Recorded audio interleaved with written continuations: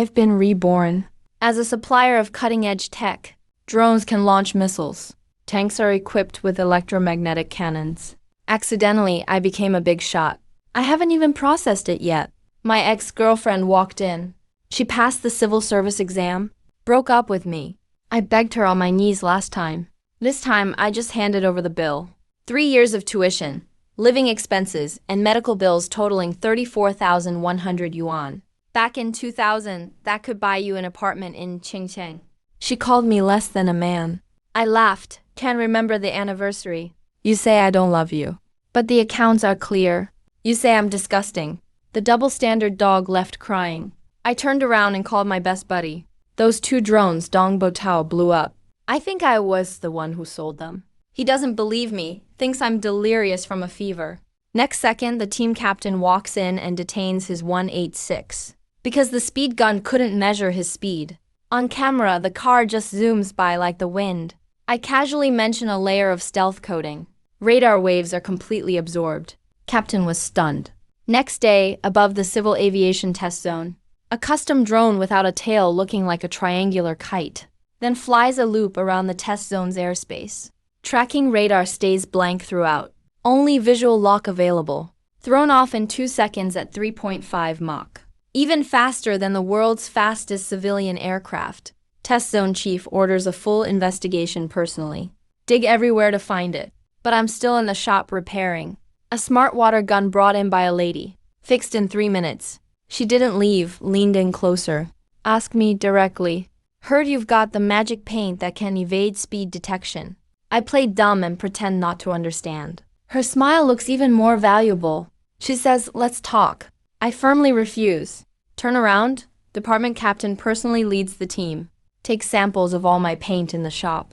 They think they found the secret of the stealth coating. The lady is watching from her car on the corner. Makes a call. The department is at the door. I will keep going. I stand in my cleaned up shop. Open my system panel. Still 1 tech point short. Just need 1 more to unlock the full industry tech upgrade report. One night, 8 p.m. About to close. A man and woman walk into the shop. I recognize the woman. She came in earlier about the water gun. Asked about that special car paint. The ladies' man is in his 40s. Wearing a suit. Has an arrogant look. Boss Lee, you're about to close, right?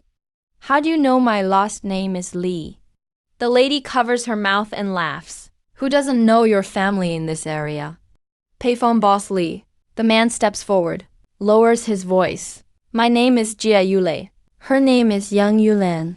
We want to invite you to develop overseas. My heart sinks. These 2 are from abroad. I'm just an ordinary guy. Why go overseas? Jia Yulei gives a slight smile. Just for your stealth coating technology. Annual salary of $300,000 and permanent residency. You can have anything you want. I'm unmoved. Jia Yulei keeps throwing out bait. Grand prizes, luxury cars, villas, resources. Just nod and it's yours. Have it right away. Yang Yulan adds even more generous offers. You'll get the highest pay and best environment in the industry. Boss Lee, as long as you come with us, we've got you covered all the way. I don't even spare them a glance. I'm not interested in going abroad. You should leave. The 2 look at each other. Are you sure about this? In Dragon Country, you'll spend your life guarding a shabby hardware store. But abroad, you'll be a respected tech expert. I reply coldly. No matter how good my tech is overseas, I'm still an outsider. In Dragon Country, I'm the descendant of the dragon. I won't betray my motherland. Jia Yulei sees I can't be persuaded. Goes for second best. Then sell us the formula for the thin coating. Name your price, I say. Number. They try every trick for over half an hour. I stay unmoved. Fine. You've got guts. Jia Yulei's face turns dark. Turns to leave. Wait, Jia Yulei's eyes light up. He figured it out. I give a slight smile. I've got 2 buckets of leftover paint in the store. Do you want them? For 1 million in cash. Jia Yulei is stunned. It's just 2 buckets of paint. Reverse engineering them. Could be worth way more than 1 million. Jia Yulei grits his teeth. All right. 45 minutes later, 2 big boxes of cash are sent, and I pull out 2 regular buckets of paint from under the table. I give them a genuine smile. Now they're yours. Send the two off. I close the door. Look at the box full of cash. This money wasn't easy. Those people won't give up easily. I have to make the state notice my technology. New day hardware shop just opened. Dong Guotao squeezes in with his computer tower. Only my computer is broken. I open up the case, pull out the RAM stick, rub the gold contacts twice with an eraser, reinsert it, boot up, blue sky and white clouds. Desktop lights up. System chime plays. Computer repaired. Tech point +1. Still one short. Just then, an old man with white hair steps up. Young man, you can fix computers too? That's pretty impressive. I glance at him. He's wearing glasses. Looks cultured. I'm Song Jianhua from Beijing Aerospace Institute No. 2. Can we talk privately? I'm startled. Aerospace Institute No. 2. Solid shield for national defense. Ta-da, you head home first. Dong Guotao leaves with his computer. Song Jianhua gets straight to the point. The stealth coding on that AAT-86. Where did you get it? I answer calmly. I said I mixed it myself here at the shop. You believe that? Song Jianhua shakes his head. We scraped off paint chips. Tested and found rare earth aluminum mixed with carbon nanotubes. Can withstand up to 300 degrees Celsius. Electromagnetic wave absorption rate over 99%. This is next-gen tech, 30 years ahead of its time. No way it could come from a simple hardware shop. I smile. As expected for Aerospace Institute No. 2. Song Jianhua's expression turns serious. Where did this paint really come from? It's about national defense. Hope you'll be honest. I instinctively glance outside. 2 cars with out-of-town plates parked by the road. Police. The 10 buckets of paint taken from your shop were all ordinary products. Do you still have stealth paint? Last night, 2 people came to buy some. I sold it. Song Jianhua's eyes widen. You sold it? Who to? Don't know, probably Eagle's people. Sold it for $1 million. Song Jianhua jumps up, anxious. How could you sell something so important to the Americans? You've really messed up.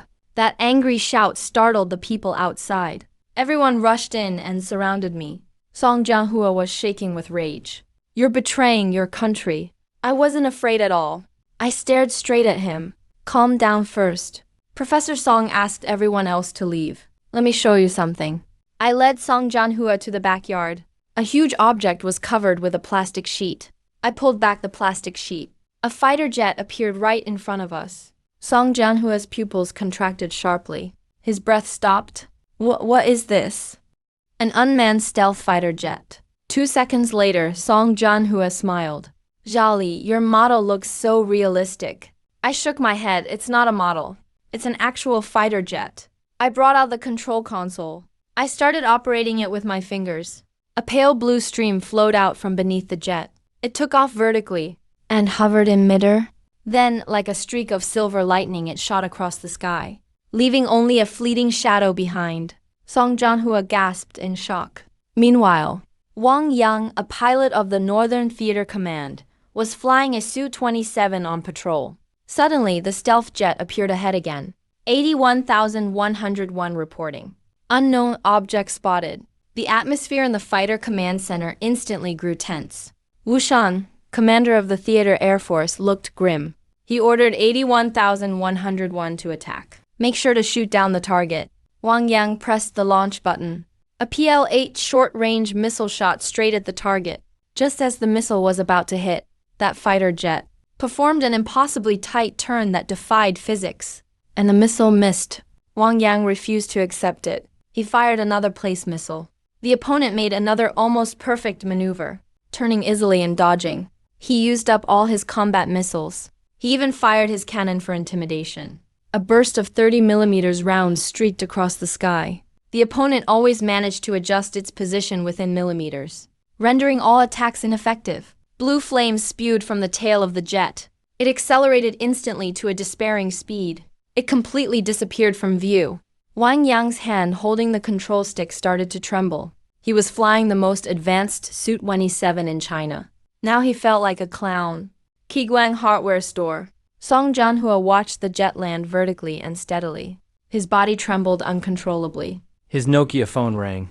It was the director of Aerospace Institute No. 2 calling. Old Song, that mysterious fighter jet just appeared again. Is your side done with the task? Come back for the meeting right now. Song Janhua glanced at me. Then at the jet. His Adam's apple moved. Director, I think I found that jet. Old Song, do you know what time it is? Stop joking around. He's flying at high altitude. How could you possibly find him? Song Janhua spoke seriously. I really saw it. It just landed. A 2-second pause on the other end. Where are you now? Kinchenti Kiguang hardware store. The store manager started yelling. Was this plane built by your hardware store? Song Janhua was dumbfounded. I nodded. It's called Zhanlong. How is that possible? Song Janhua refused to believe it no matter what. I smiled. If I hadn't made it. Why would it show up in my yard? Where did you get the materials?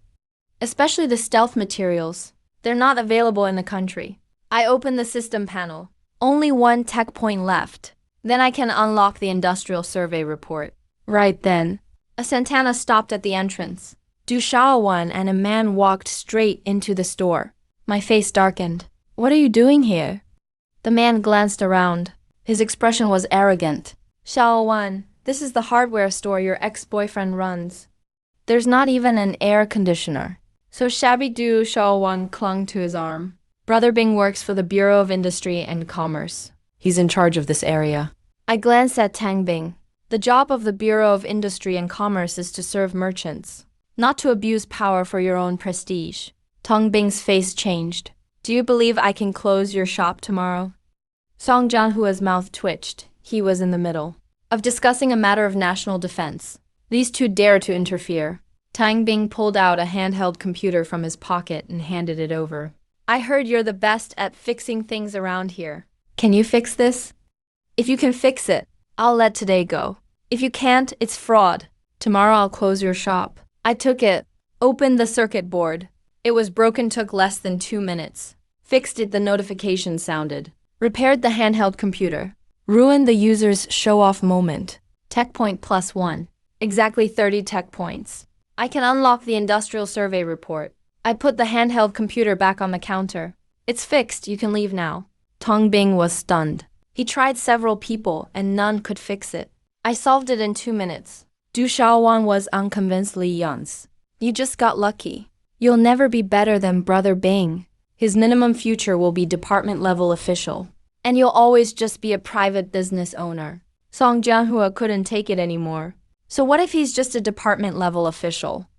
Let me tell you. Zhao Li's future minimum starts at division level. Tang Bing and Du Shaowan both laughed. Old man, you don't understand how the system works. Song Janhua was really angry now. Get out, don't interfere with our discussion. The two left in a hurry. The flies are gone. The world is finally quiet. Song Janhua stared at me with burning eyes. Zhao Li, hurry up and tell me.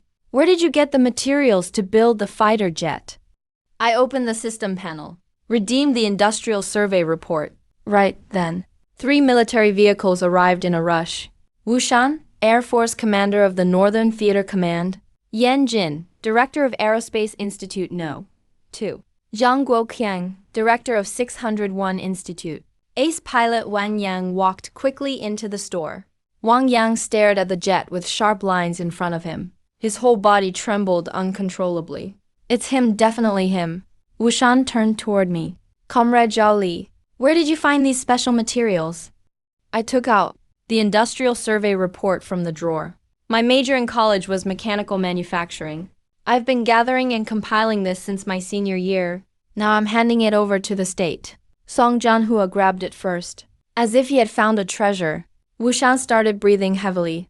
We're taking this jet back. Can we make more of them? I nodded. The materials and manufacturers needed to build the jets are all listed in this report. It can be fully replicated. Wu Shan flipped through a few pages. He looked excited. Comrade Zhao Li, do you know what this fighter jet means? In 1997, the Brits built the 5th generation fighter, F-22. We've thought about how to respond if war breaks out. The A-1 tactic. The F-22 can carry at most 8 missiles. We would use 8 jets. 8 two-batch raids, sacrificing the first 7 to draw enemy fire. When the enemy's ammo runs out, the 8th jet strikes back at close range. That's the famous 8-to-1 tactic, using pilots and jets to make up the gap. Now, with your fighter jet, we don't need to use 8-to-1 anymore. Wang Yang asked. Comrade Li, does your fighter jet not have a cockpit? That's right, it's a drone. No pilot needed. Wang Yang felt a mix of emotions. Zhang Guokang said, Comrade Zhao Li, come with us to Institute 601 as chief designer. Yan Jing quickly stepped forward. Come to Aerospace Academy now, too. I'll make you dean, with full division level benefits. The two of them argued heatedly. I gave a sincere smile. I don't want to go anywhere. I'm happy staying at the hardware store. Both of them got anxious. The country needs talent like you. I know in my heart. Only by staying at the hardware store to repair appliances can I earn tech points. Leaders. Building this drone cost me countless brain cells. My head's still buzzing. I want to take a good break for a while. I looked at Wu Shan again. Commander Wu, I have another thing to report. The Eagle spies are targeting me. I told him about Jia Yulei and Yang Yulin. Explained everything. Finally added the 2 buckets of paint I sold them. Were just regular paint. Wu Shan grinned. Those 2 bastards. You totally played them. Serves them right. I scratched my head about the $1 million. Should I turn it over to the state? That's money you earned with your skills. Keep it and spend it. Wu Shan said seriously about the spies. Don't worry. I'll alert the security bureau now. They'll protect you round the clock. That morning, Institute 601 took away the fighter jet. Aerospace Academy No.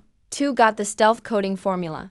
The Air Force took the industrial survey report. That noon, I was enjoying lunch from my mom Wu Shuli. Suddenly, moving noises came from the shop next door. Wu Shuli walked to the door to look. The barber shop, breakfast shop, bookstore owners were moving stuff out. How come my son didn't rent our place? I took a bite of my bun. A knowing look flashed in my eyes. To have that much power, rent the whole row of street shops at once, and purposely avoid my shop. Who else but the state? That afternoon, a middle-aged man walked into the hardware store. Showed his credentials, Mr. Li. Hello, I'm Sun Kingshan from the Security Bureau. I'll be personally responsible for your safety from now on. Did you guys rent this whole row of shops? Sun Kingshan nodded. To make it easier to protect you 24/7, with Security Bureau involved. I'm no longer afraid of Eagle spies. System notification sounded. Aerospace Academy No. 2 successfully tested stealth coding. Awarded 10 tech points. My eyes lit up. Speeding up national scientific research is much faster than earning tech points fixing appliances. At Aerospace Academy No. 2 laboratory, Song Jianhua led the team. Prepared stealth coating according to my formula. Activated military-grade radar detection system. Ready to test radar wave emission. The display was blank. Radar wave absorption rate, 99.7%. The lab erupted in long-awaited cheers. Withstands high temperatures up to 300 degrees Celsius. Passed acid and alkali corrosion tests. Passed low-temperature freeze resistance. Song Jianhua dialed Dean Yanjin's phone. Dean, it's a success. Li Yance's formula totally works. Every performance metric exceeds world-class levels. At Fencheng 601, dozens of core staff stared at the fighter jet photo projected on the screen. No one believed this thing could actually fly. Zhang Guoqiang walked in, comrades. This fighter jet is real. It's called Zhanlong. Can take off and land vertically. Cruise at supersonic speed. Top speed Mach 35. Pilots from the Northern Theater have tested it. Intercepted 3 PL-8 missiles. Dodged all of them. Everyone gasped. Zhang Guoqiang led them to test site No. 1. The jet appeared before them. Everyone was stunned. Director, where did this plane come from? Zhang Guoqiang said solemnly. Our own Dragon Country people developed and built it. Everyone was inspired. Can we invite the chief engineer to give us a lecture? Zhang Guoqiang's eyes lit up. That's a perfect reason. Meanwhile, I was in the shop thinking about earning more tech points. Tong Bing came in with a briefcase under his arm. Li Yong's. Come with me to the business bureau meeting. I didn't even get off my seat. No time. Provincial inspection for city development is next week. Your shop sign needs to come down too. I frowned. Why should I? It's the regulation. If you refuse, you'll be fined. I felt a surge of anger. If you want to find me, bring your leader to talk to me. Li Yunce, who the hell are you to see our leader? I'll shut your store down right now. The two were at a standoff. Zhang Guoqiang rushed in. He said coldly, go back and tell your leader. No matter who's inspecting, this hardware store will never be closed.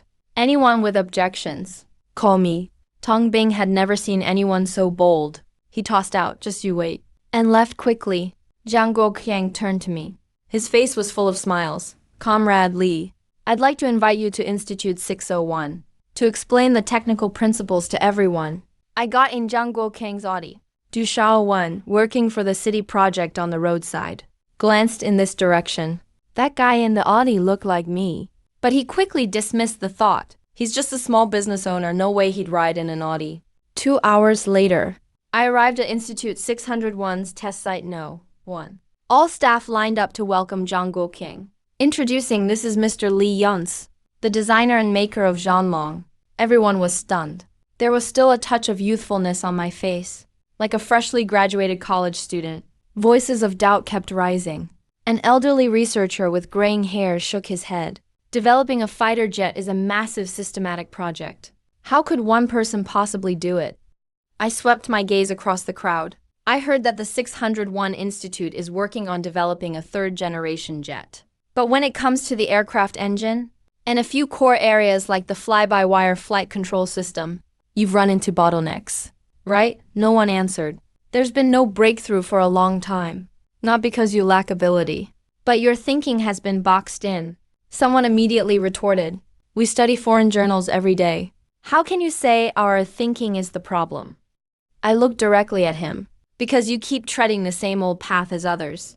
Other countries block technology from us, and you still fixate on them, stubbornly copying engine structures from decades ago, never thinking about disrupting or rebuilding from scratch. Then I explained the design ideas behind the Zhanlong fighter jet's engine, the fly-by-wire flight control system, and various aspects like advanced materials. The crowd fell completely silent. The fighter jet we want to build belongs to Dragon Country, not just a copy of a foreign jet. As soon as I finished speaking, the room erupted into thunderous applause. Inside the conference room, I stood at the podium.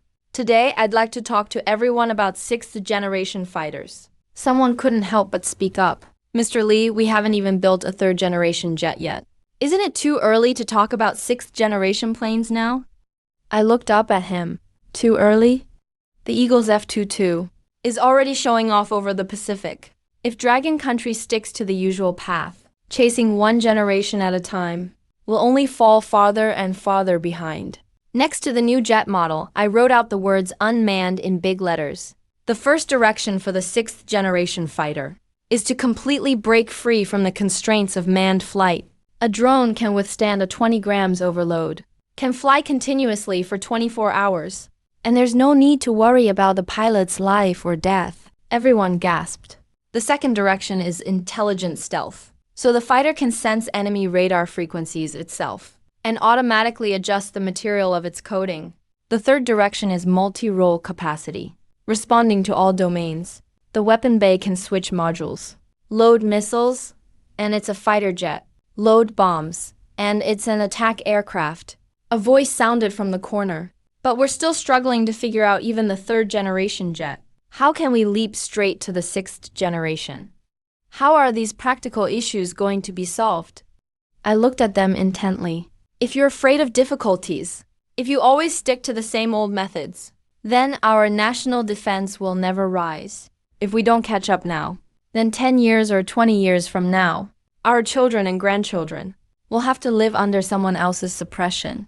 What's more, I've already built the prototype. All you have to do is mass produce it the same way. The crowd was overcome with shame. They are professional military researchers, but have been stopped by fear of hardship.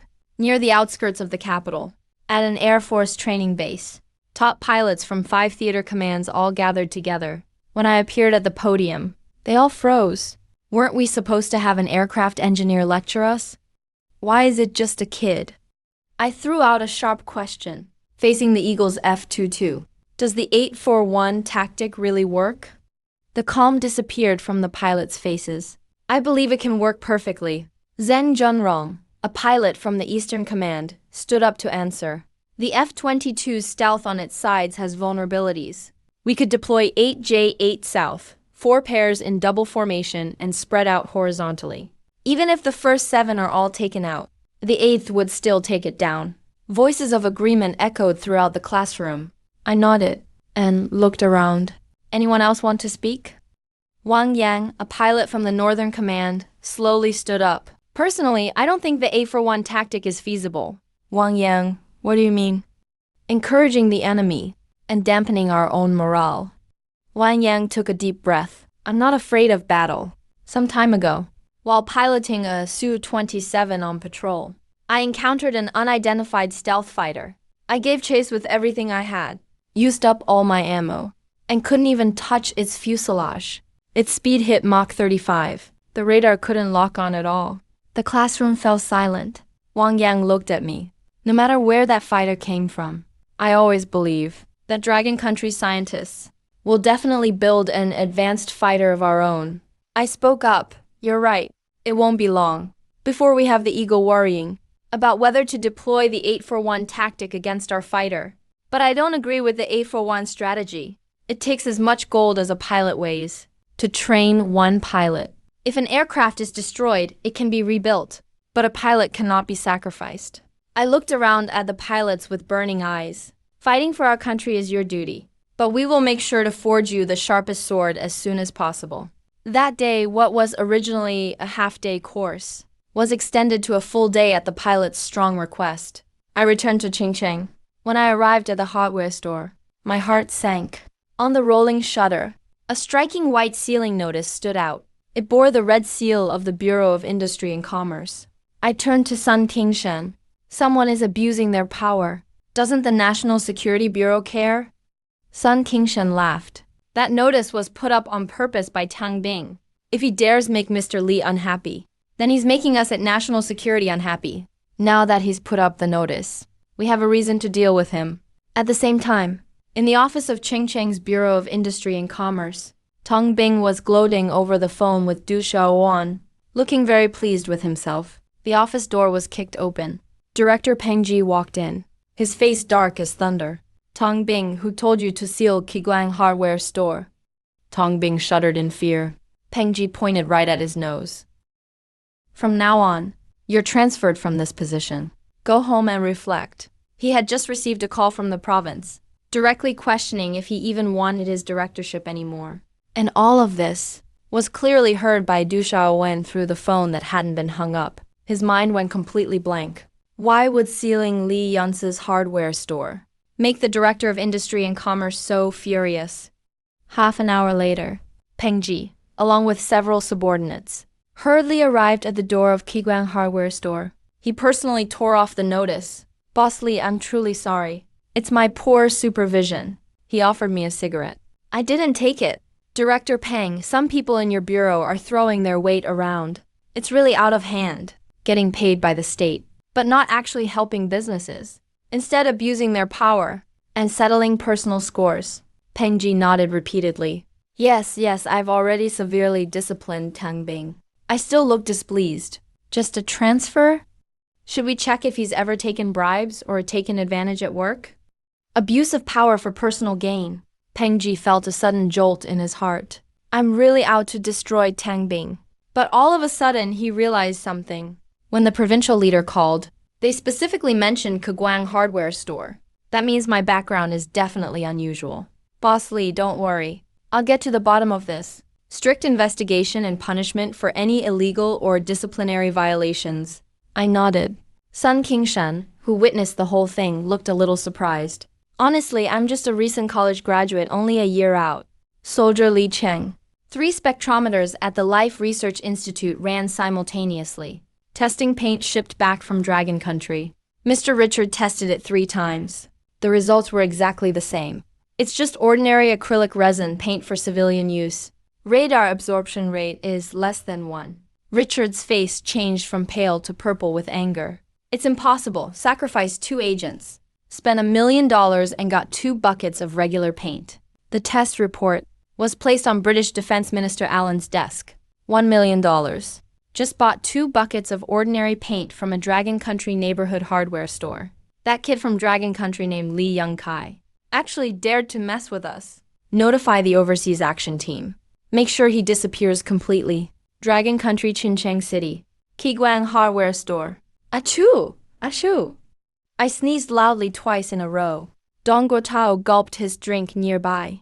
But old Lee, you finally came to your senses. It's good you dumped that manipulative girl. I'll introduce you to someone even better later. My eyes lit up. Taozi, I have a project that can make a ton of money. Do you want to invest? What project? The drone project. I took a drone out from behind the counter and led him outside. Pressed the switch. The drone smoothly ascended. Hovered in midair. Whoa, let me try it. A couple minutes later, Dong Guotao piloted the drone, making it loop around the open space, grinning from ear to ear. Oh Lee, this thing is awesome. If you mass produce it, it'll sell like crazy. I need to talk it over with my dad. Dong Guotao pulled out his phone and called Dong Gang. Less than half an hour later, a black Mercedes SUV stopped in front of the store. Dong Gang opened the car door and got out, wearing a perfectly tailored suit. I showed him the drone. Dong Gang couldn't wait, took it from me. Looked it over repeatedly. Little C, I'm investing in this project. You'll contribute technique as your share. We'll split profits 50-50. I extended my hand. Pleasure doing business. Uncle Dong Gang, shook my hand firmly. He had a strong grip. Pleasure doing business. I watched the Benz drive away and grinned. Taozi, we're about to make it big. A gentle female voice suddenly sounded from behind. Mr. Lee, may I take a look at this drone? Dong Guotao and I turned around at the same time. We were totally stunned. Long hair draped over her shoulders. Her beautiful face looked like a painting. Clear eyes as deep as autumn water. Su Yixuan. Dong Guotao was the first to react. What are you doing here? Heard you're overseas. Standing in front of us was the high school beauty, Su Yixuan. Back then, she was the moon out of reach. And I was the unnoticed moss in the corner. Now that we've met again. She shed her youthful awkwardness. Still so beautiful you can't look away. Her cool confidence has become even sharper. Du Yozuan took the remote. Gently pushed the throttle lever. The drone ascended smoothly. He moved his wrist slightly. Skillfully controlled the drone, flying it through the gap between 2 sycamore trees. His moves were smooth and effortless. First time seeing this. Both stability and control logic are excellent. It has huge potential. In civilian use, it could cover agriculture, geology, and emergency rescue. If the power system is optimized, it'll be even more valuable for national defense, border patrol, and battlefield reconnaissance, or even modified into a mini attack platform. I was a bit surprised. In the year 2000, not many people understood drones. Even fewer saw their defense potential. This girl is impressive. Su, the beauty, isn't just good looking. She's smart too. Su Yixuan furrowed her brows slightly. Instinctively took half a step back. I didn't feel awkward. Come sit inside the shop. Sure. Are you from the National Security Bureau? I handed him a bottle of mineral water. Yeah, my mission this time is to protect you specifically. I smiled. Does that mean you'll be following me every day from now on?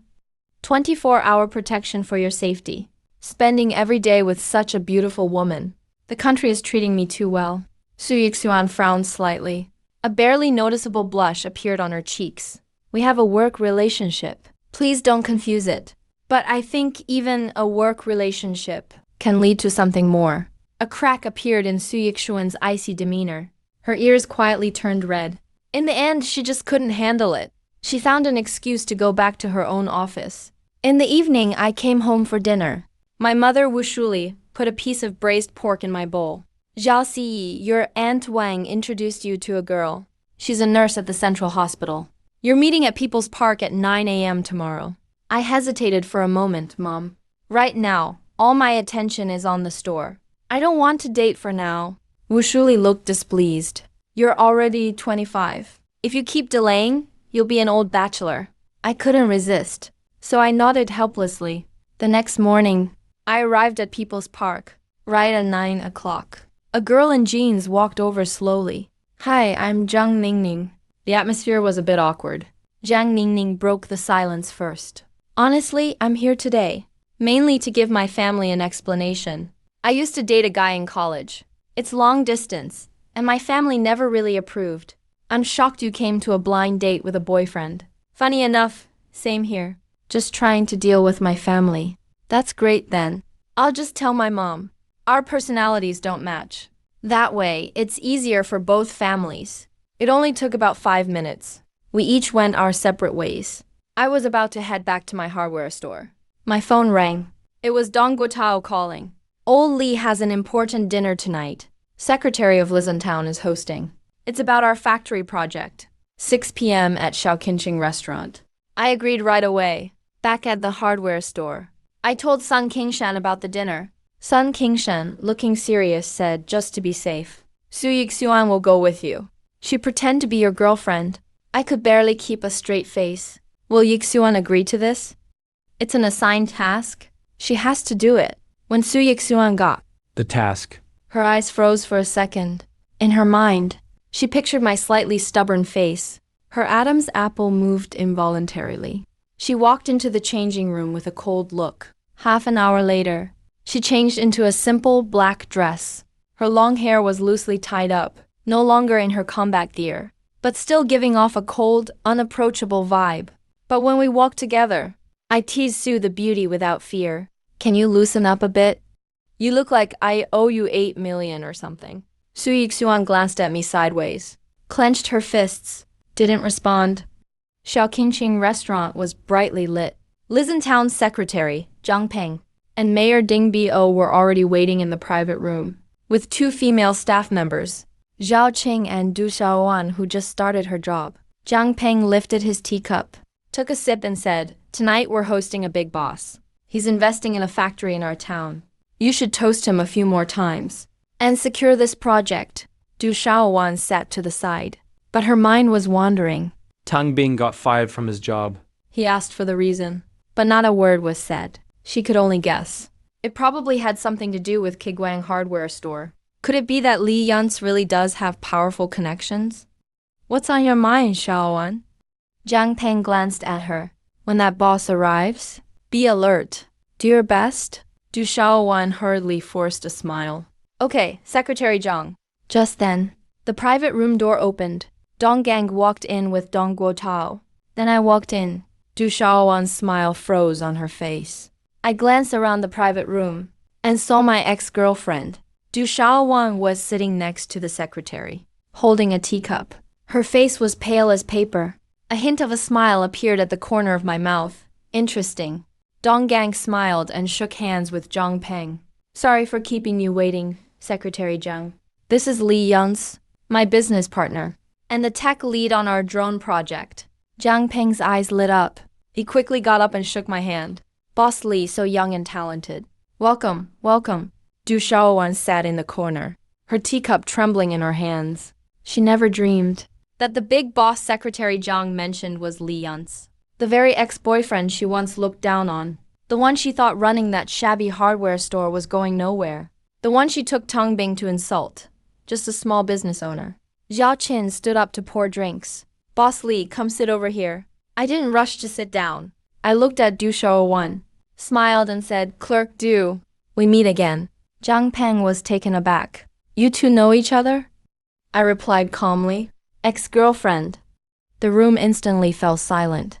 Du Xiaowan's face went from white to red. She wished she could just disappear. Zhang Peng reacted quickly. He chuckled. So you're old acquaintances. Even better.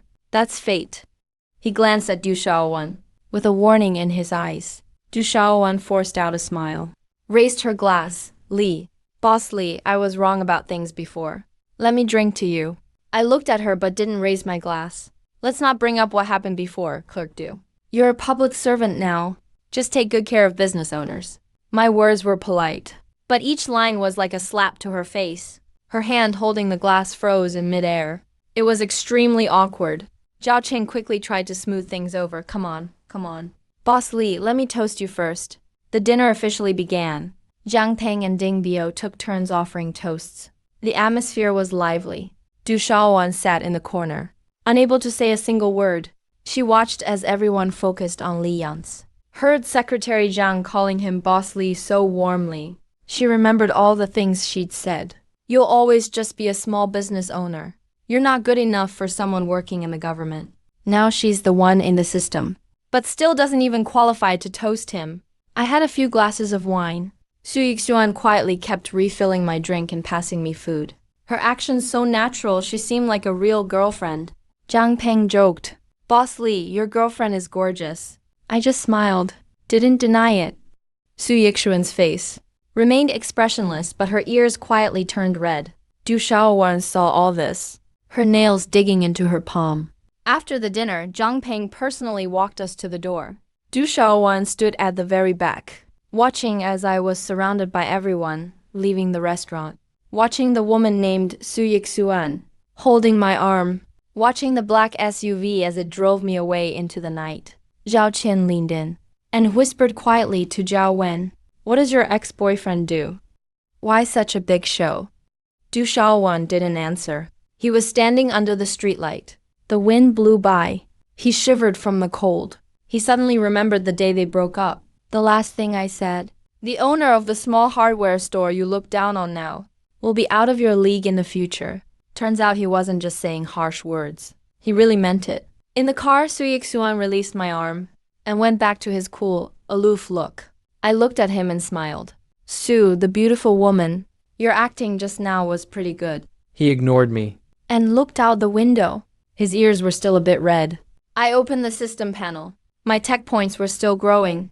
The drone project was activated. Stealth coding entered mass production. Jianlong fighter jet arrived at Institute 601.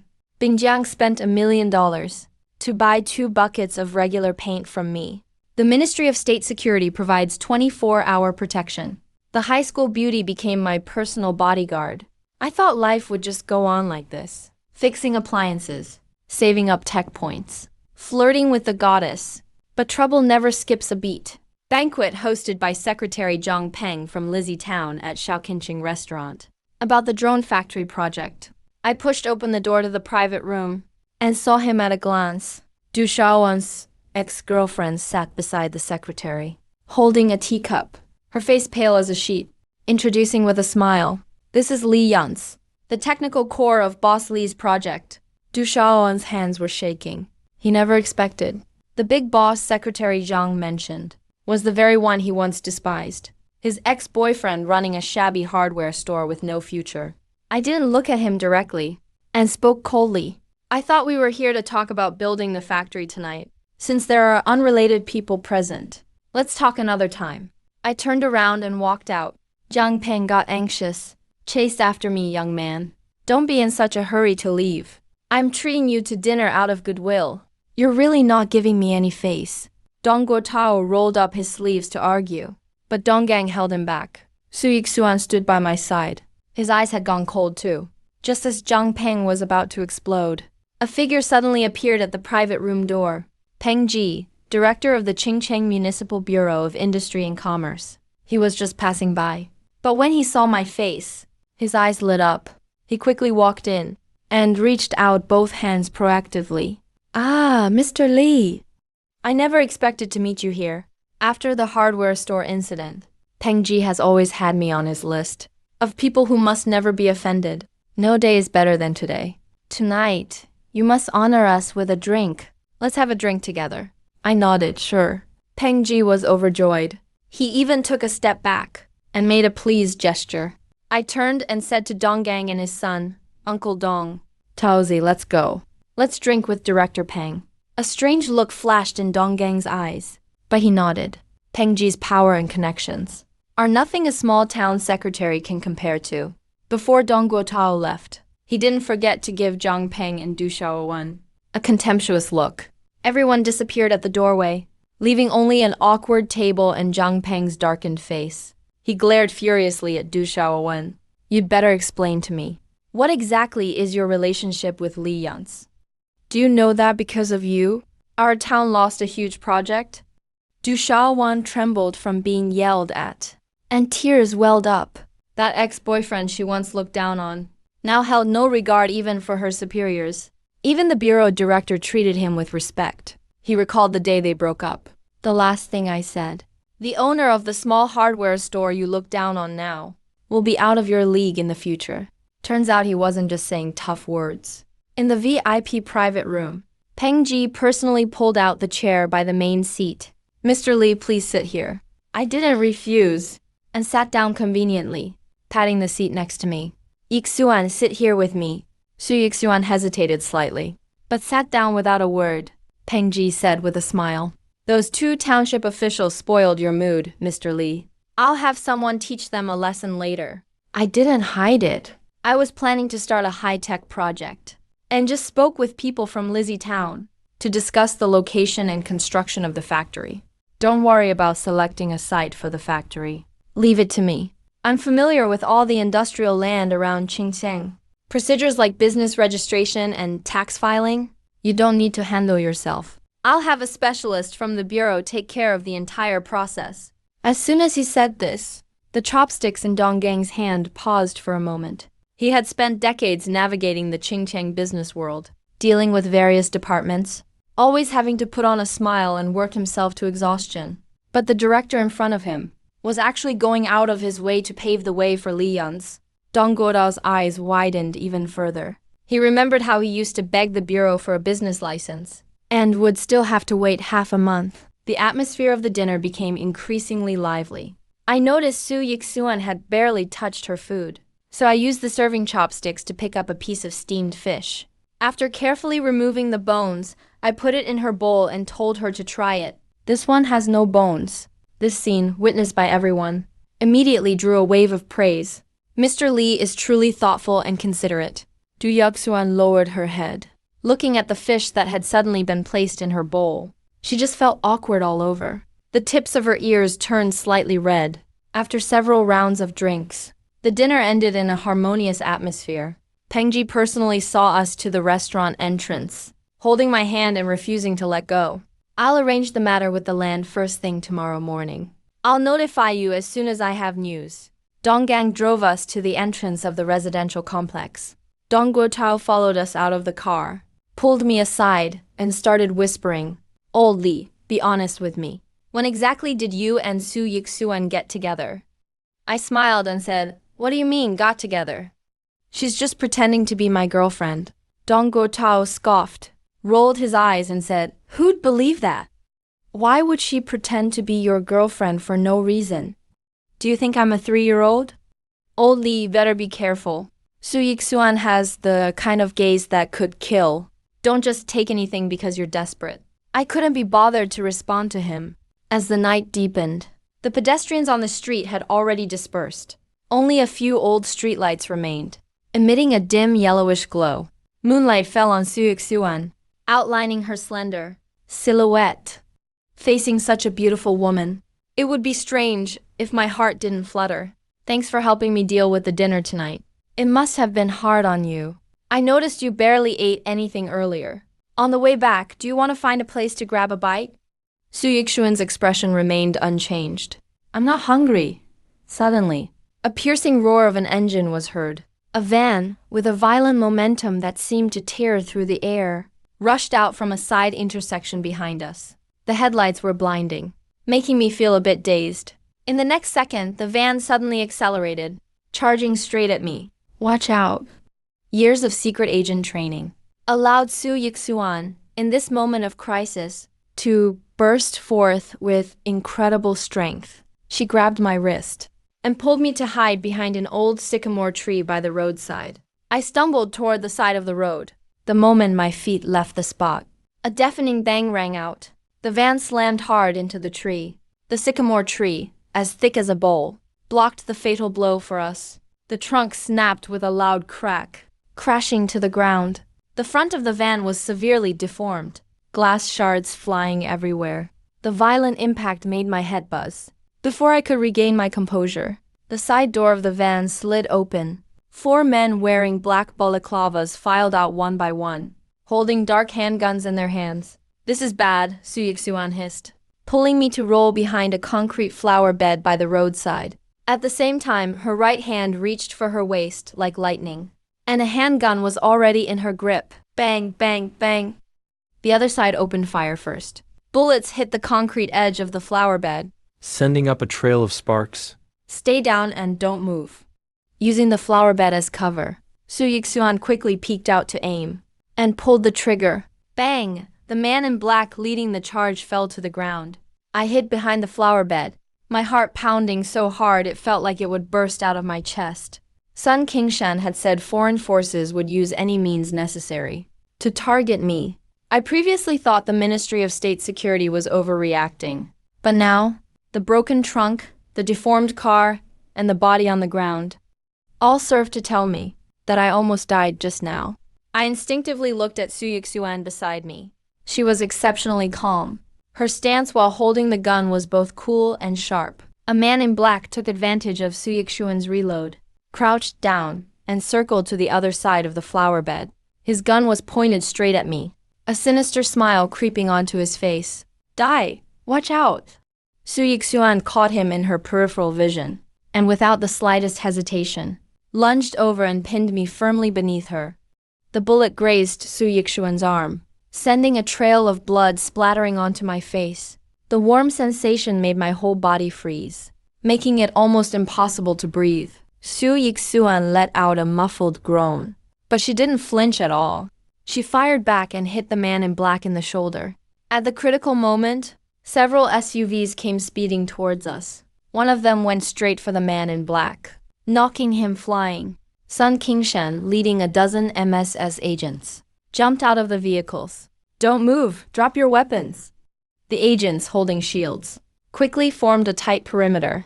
After a few gunshots, the remaining men in black fell screaming to the ground.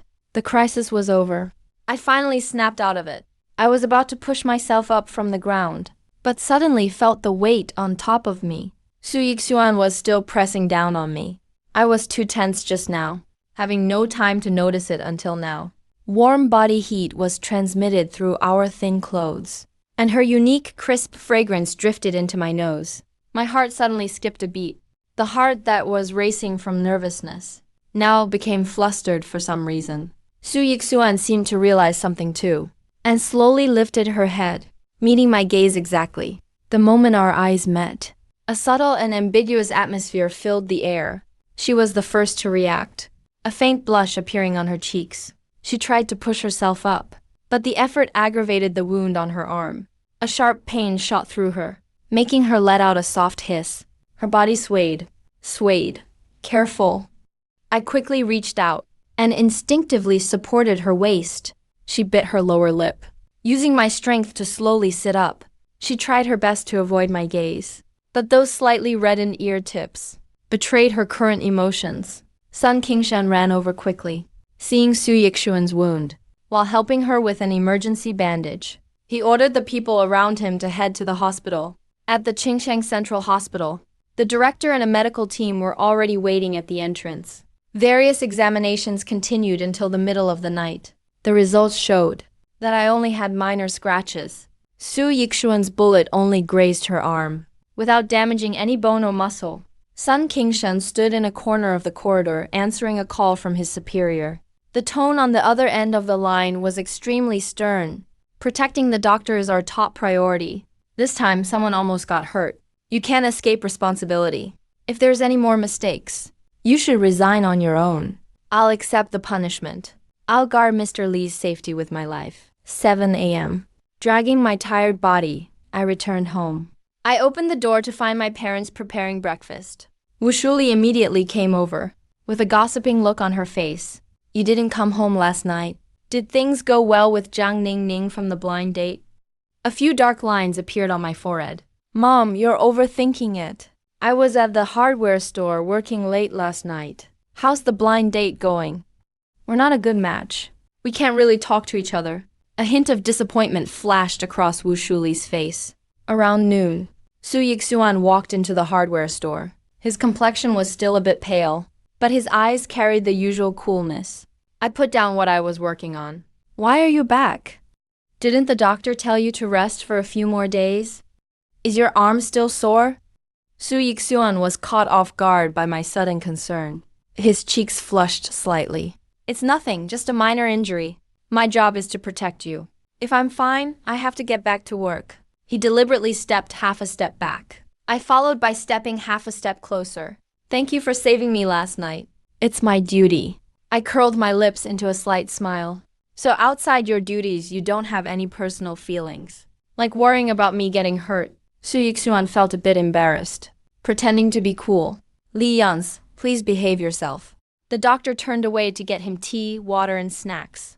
Just then, Wu Shuli's voice came from the store entrance. She brought lunch in a thermos. Seeing Su Yixuan in the shop, Wu Shuli paused for a moment, then her eyes lit up. She discreetly tugged at my arm. Hey, who is that girl, little CE? Mom, this is Su Yixuan, my high school classmate. Hello, Auntie. Su Yixuan immediately greeted politely. Wu Shuli's smile grew even brighter. She looked Su Yixuan over, and the more she saw, the more she liked her. Yixuan, stay and have lunch here. Auntie made braised pork. Su Yixuan was a bit overwhelmed by the sudden enthusiasm, and felt a little embarrassed. Auntie, you really don't have to bother. No trouble at all, no trouble at all. Wu Shuli insisted without taking no for an answer. She pulled her to sit down. I had just gotten home in the evening. Wu Shuli pushed me down onto the sofa. Zhao Ce, Mom wants to ask about Su Yixuan. Do you have feelings for him? Do you want her to be your wife? I couldn't help but smile. Mom, I do. Wu Shuli laughed. Good kid, you've got good taste. You better hurry up. Don't let someone else snatch such a wonderful girl. Invite Yixuan over for dinner tomorrow night. Mom will show off her cooking skills. Help you win her over. 9 a.m. I repaired a black and white TV at the hardware store. The system notified. One technology point added. Dong Guotao's chubby figure burst in. Old Li, good news. Director Peng from the Administration Bureau really gets things done. She helped us select the factory site. Before he finished his sentence, the Nokia phone started vibrating. It was a call from Sister Peng. Mr. Li, the factory site is set.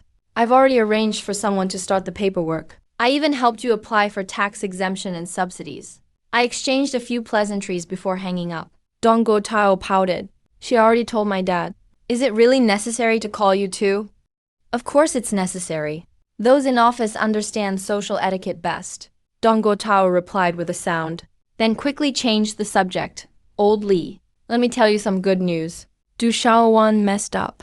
Secretary Jiang Peng from Lizan blamed him for the factory issue last time and took it out on him. Basically sent him out to Kaotian Village to be a full-time family planning officer. My face didn't show any reaction.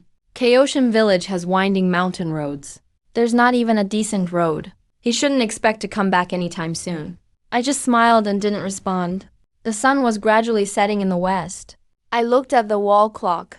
The hour hand pointed to 6 o'clock. A hint of a sly smile appeared in my eyes. Su Yixuan sat in the corner of the hardware store reading a book. Sunlight fell across the tips of her hair. I leaned in closer.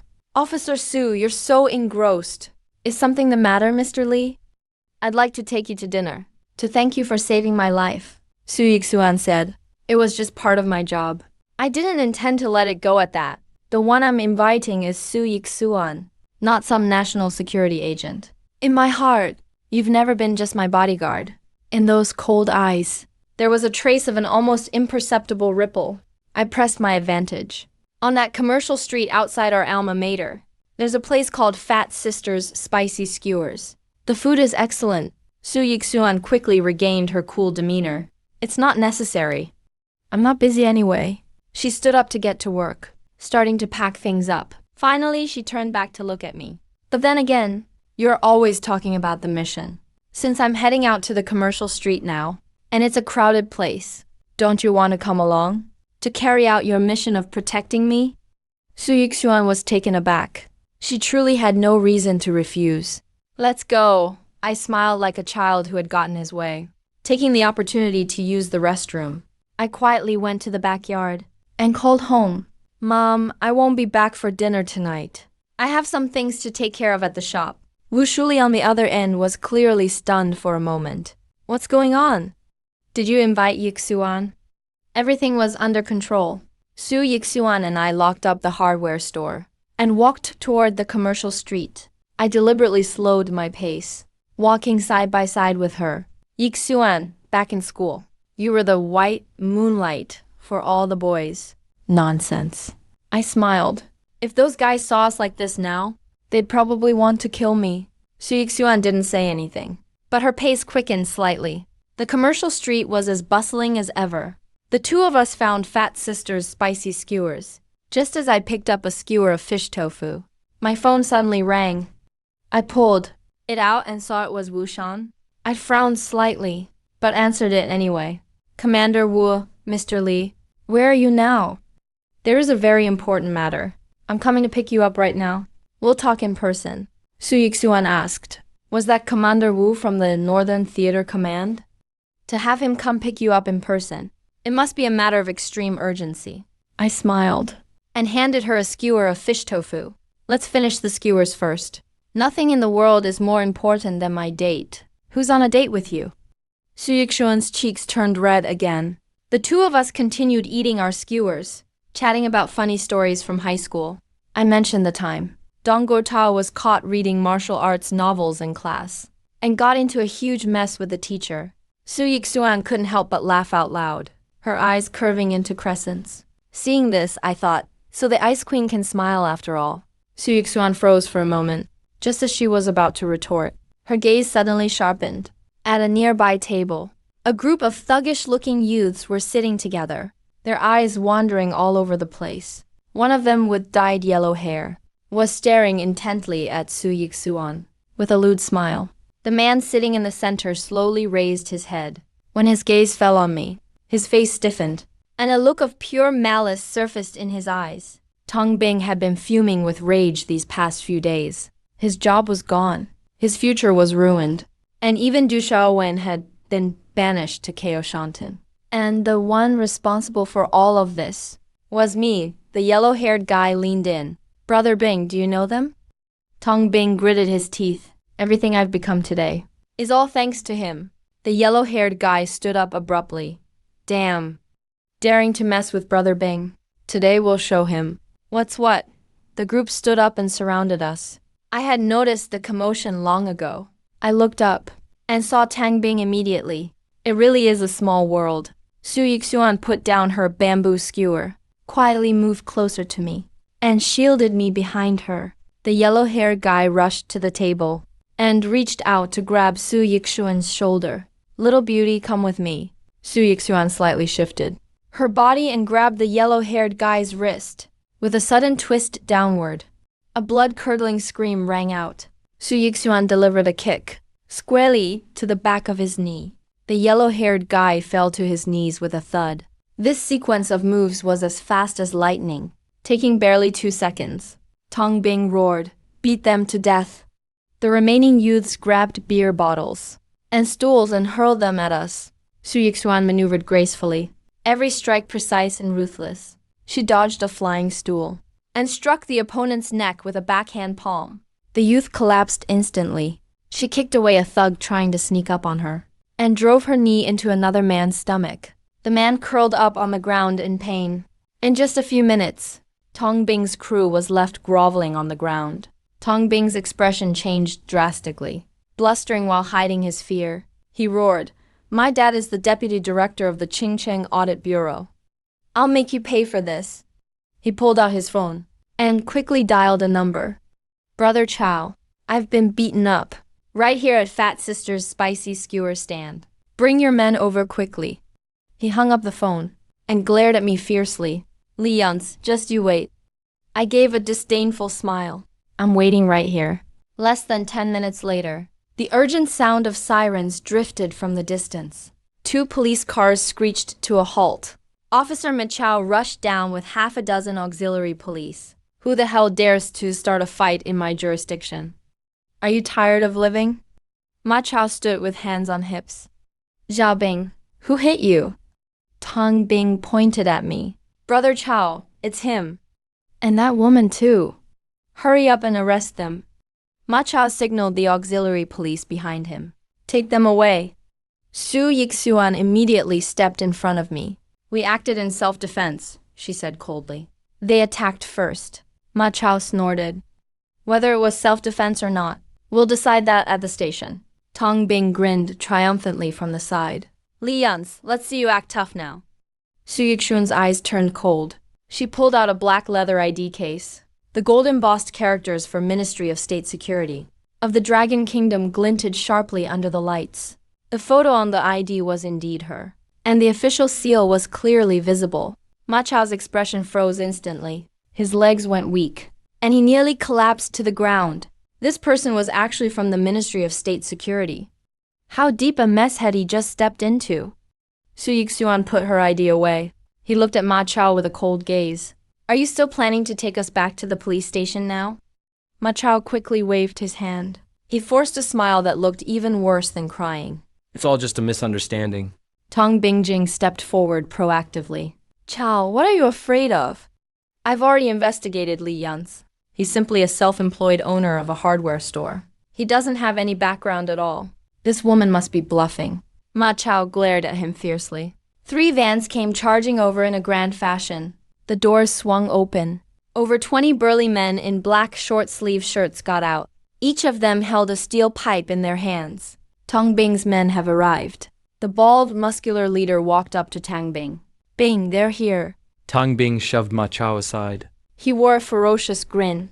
Brothers, it's these 2 guys. Beat them to a pulp for me today. His bloodshot eyes stared at me. Thanks to you, Li Yun's. Now I have nothing left. Since I can't make it in politics, Tang Bing is going to become the big boss of Qingcheng. Today's fight is my battle to make a name for myself. Ma Chao was so scared he nearly lost his soul. He rushed forward and grabbed Tang Bing's arm. Tong Bing, are you crazy? There are people from the Ministry of State Security. Touch them and you'll be in massive trouble. Tang Bing didn't believe it at all. Brothers, go. Whoever breaks Li Yun's leg, I'll give him 1,000 yuan. The 20-plus strong men waved their steel pipes and closed in. Sun Qingshan and the others rushed over to protect me behind them. As soon as he finished speaking, a screeching sound of police sirens approached from a distance. They surged in like a tidal wave. 1, 2, 3, and then over a dozen police cars arrived one after another. They surrounded the entire spicy skewer stand, forming a tight circle. The car doors opened. A large number of police officers quickly got out. They formed a strict and tight perimeter. Zheng Xiangyang, chief of the Qingcheng City Police Department, quickly got out from the elite police car. After receiving Sun Qingshan's call, he mobilized every available police force. When Ma Chao and Tang saw the formation, their faces were filled with terror. Ma Chao's legs were weak, he muttered. They've mobilized the entire city's police force. Zhang Yangyang quickly moved through the crowd. He immediately saw me being protected in the middle by the state security personnel. I could finally relax a little. He walked straight up to Tang Bing. His eyes were as wide as bronze bells. Tang Bing hurriedly pulled out a cigarette from his pocket. He offered it obsequiously to Chief Zheng. Here, have a smoke. My dad is the deputy director of Qingcheng Audit Bureau. Zheng Xiangyang didn't even look at the cigarette. He waved it away and it fell to the ground. Even if your dad's a bureau director, what does that have to do with me? Tong Bing's face turned the color of liver. Zheng Xiangyang was trembling with rage. He pointed at Tang Bing's nose and angrily shouted, "If I hadn't come, the entire Qingcheng would be ruined by you guys." He knew a bit of my information. I'm a national clean resources, and also a top-notch high-tech talent to be protected. Under 24-hour protection by the Ministry of State Security. If anything happens to me in Qingcheng, the entire city will pay the price. If you go against Mr. Li, you're going against all of Qingcheng. Arrest all of them. Don't let a single one go. The police quickly rushed forward. They subdued the still-stunned Tang Bing and Ma Chao, and also controlled the bald men one by one. Wang Bing was pinned to the ground by 2 police officers. He kept struggling and shouting, "Why are you arresting me?" My dad is Deputy Director Li Yun's of the Audit Bureau. He's just the owner of a hardware store. Why are you protecting him? He still couldn't figure it out. How could a small hardware store owner alarm the chief of the police department and even mobilize the whole city's police force for protection? Zheng Xiangyang walked up to me. He saluted and said, "Mr. Li, sorry for the scare." The Xincheng Police Department will certainly investigate this matter thoroughly. We will give you a satisfactory explanation. A doctor commented offhandedly. Qingcheng's public security really needs to be improved. It was this single sentence that made Zhang Xiangyang's scalp tingle. Right at that moment, there was a loud roar from the sky. Everyone instinctively looked up. A military helicopter was speeding toward us. The swirling air from the rotors made the leaves on the roadside rustle loudly. The searchlight on the helicopter was switched on. A piercing beam of light shot straight down, illuminating the entire spicy skewer stall as if it were broad daylight. Tong Bing was even more bewildered. Isn't it just a fight? Why is the military involved? The helicopter slowly landed in an open space on the commercial street. The cabin door opened. Wu Shan, dressed in a crisp military uniform, the stars on his shoulder boards shimmered under the lights. He strode down from the aircraft. Tong Bing struggled to lift his head. When he saw Wu Shan's shoulder boards clearly, his pupils constricted. He almost fainted on the spot. A general, the highest-ranking official he had seen in his life, was only a bureau director. Wu Shan ignored the crowd around him. He walked straight through the crowd to me, slowly raising his right arm. He gave a military salute that was flawless and standard. Mr. Li, I am truly sorry. I'm late. This scene left Ma Chao and Tang Bing completely dumbstruck. A general, actually saluting a young man who owns a hardware store. Sun Qingshan and Zhen Shanyang walked over quickly. Standing tall and straight, they gave a standard salute. Commander Wu, regarding the personnel involved at the scene, the Ministry of State Security and the Qingying Police will conduct a full investigation and handle them with the utmost severity, Wu Shan said softly. Mr. Li reminded him, security for Mr. Li must continue to be strengthened. I looked at Wu Shan. Commander Wu, you came specifically to find me. What exactly is this about? Wu Shan took me into the helicopter. The military has decided to conduct a military exercise codenamed Sharp Sword, specifically to test the combat capabilities of the War Dragon fighter jet. We'd like to invite you to participate as the chief technical consultant. A spark of excitement flashed in my eyes. Wu Shan struck while the iron was hot. This exercise will simulate various complex air combat scenarios, deploying active-duty fighters like the Su-27 and J-8 to go against the War Dragon, to fully test its stealth maneuverability and weapon systems. I nodded heavily. I'm in. Wu Shan was overjoyed to hear this. But then a hint of hesitation appeared on his face. There's one more thing I need to confirm with you. What weapons can the War Dragon carry? The active-duty PL-8 and R-27. Is it compatible with these missiles? A fighter jet on the battlefield, without proper weapon mounts, is just an empty shell. I shook my head. The War Dragon doesn't carry missiles. Wu Shan was stunned. Then what does it use for combat? Laser weapons. What? Wu Shan thought he had misheard. In the year 2000, global research on laser weapons was still in the laboratory stage. Mr. Li, I know you're a genius, but laser weapons are too far ahead of their time. Current technology simply cannot support combat-ready laser weapons. One said with certainty. Just because others can't do it doesn't mean I can't. I have a laser cannon right there in my hardware store. Wu Shan's expression froze. A laser cannon hidden in a hardware store? When I built the War Dragon, I made a matching laser cannon, but I took it off during the last test flight. After all, it's new technology. If an accident happened mid-air, it wouldn't be good if it accidentally hit the ground or friendly forces. Wu Shan picked up the radio and gave the order in a deep voice. Immediately deploy a battalion of armed forces to Qiguang hardware store in Qingcheng. Place the whole city on alert. Get the helicopters ready, standing by at all times to transport the weapon. Half an hour later, a large number of heavily armed soldiers arrived at Qiguang hardware store. The entire street where it was located was completely cordoned off. Su Yixuan and I took a helicopter back to the hardware store. On the way, I called home. Mom, I'm going out of town to pick up some stock. I won't be home for a few days. Picking up stock? Well, be careful on the road. Wu Shuli paused. By the way, call Yixuan more often when you're free. Show her some care. That girl is very nice. Don't miss out on her. I subconsciously glanced at Su Yixuan beside me. She was looking out the window, her head turned. The faint light traced a beautiful silhouette on her pale profile. I quickly said, I know, and hung up the phone.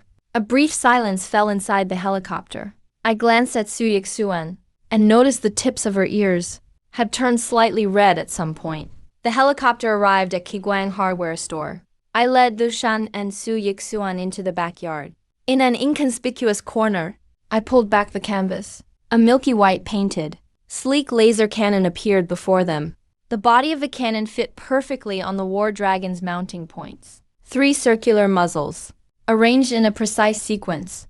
The deep blue mirrors were full of futuristic tech vibes. Wushan reached out and gently stroked the cannon. His body trembled uncontrollably with excitement. The West has invested billions developing laser cannons, and they still haven't produced anything deployable. Now, we are the ones leading the way. Soldiers carefully lifted the laser cannon onto the helicopter. May 15th, the sky over the Yellow Sea was clear for miles. The Sharp Sword military exercise officially kicked off. The exercise was divided into Red and Blue forces. The Northern Theater Command was the Red Force. The Blue Force was formed by elites drawn from other theater commands. When the Blue Force learned that the Red Force had a mysterious fighter jet more advanced than the AF-22, and that they were allowed to use live ammunition during the exercise, their fighting spirit only intensified. Inside the cockpit of a Su-27, pilot Zhang Junrong spoke passionately. This is simply looking down on us. Do they really think one advanced jet can sweep the entire battlefield? As the command center's orders were issued, the fighter jets took off. Wushan led me through a heavily guarded corridor, straight to the Red Force command center. The command personnel were all performing their duties. But when they saw that the person who built the War Dragon was so young, they all had quite strange expressions.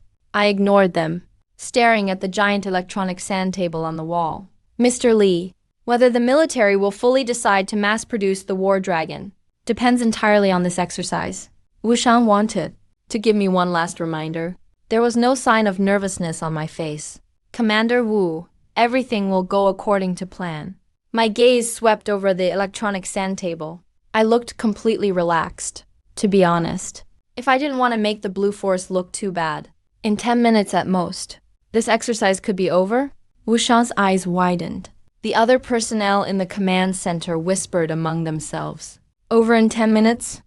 An air combat exercise? You've got to be kidding me. I didn't explain much. I walked over and sat down at the control console. My fingers danced rapidly across the button-filled panel. Target lock mode enabled. Stealth performance maximized. Laser cannon energy charging. Su Yixuan stood behind me. Her eyes were full of admiration. A few minutes later, I pressed the final button and looked up at Wushan. All right, the program is set. It's ready for takeoff. Wushan took a deep breath. He walked to the communicator and commanded in a deep voice, all units, attention. The War Dragon is taking off. The War Dragon didn't act like other fighter jets. It didn't need a long runway. A pale blue airflow is released from beneath the fuselage. It ascends vertically in a stable manner, rapidly surges into the sky. The Blue Army deploys 8 Su-27s, 8 J-82s, and 6 fighter jets, forming a neat formation, like a dark cloud about to descend. Zhang Junrong glanced at the radar screen. Has your radar picked up any enemy aircraft? The other pilots all shook their heads. No, the radar screen is completely blank. I haven't found anything either. Inside the Blue Army Command Center, all radar screens are active, yet aside from friendly aircraft blips, nothing else appears. Red Army's jets seem to have vanished into thin air. Meanwhile, the Zhanlong stealthily arrives at the exercise airspace. The Red Army Command Center is tense. The Blue Army has deployed 16 jets. Currently, we only have Zhanlong on our side. Can we take on 16 at once? Zhanlong has transmitted radar data back to the command center. The positions of the Blue Army's 16 jets are clearly visible. Each jet's flight, path, speed, and altitude are updated in real time. Someone cries out in amazement. The radar on Zhanlong is absolutely extraordinary. Looking at the enemy aircraft on the screen, I turn to Wushan and say, Commander Wu. Wushan moved closer to the screen. This exercise could end early. Can we hit them?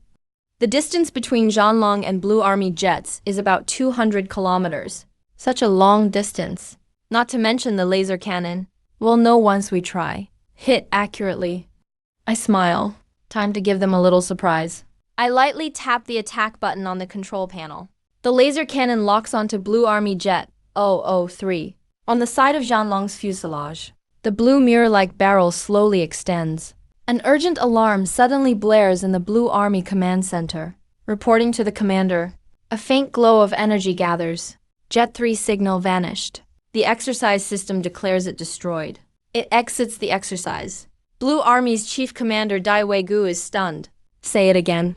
Jet 003 is declared destroyed. What exactly happened? What happened to 003? Did you spot the enemy? Dai Weigu grabbed the communicator. 3, this is Dai Weigu. The channel goes silent for a few seconds. Commander, I honestly don't know. Suddenly, the plane started alarming. Could it be a fault in the exercise equipment? A confused pilot's voice comes through. The radar was completely blanked.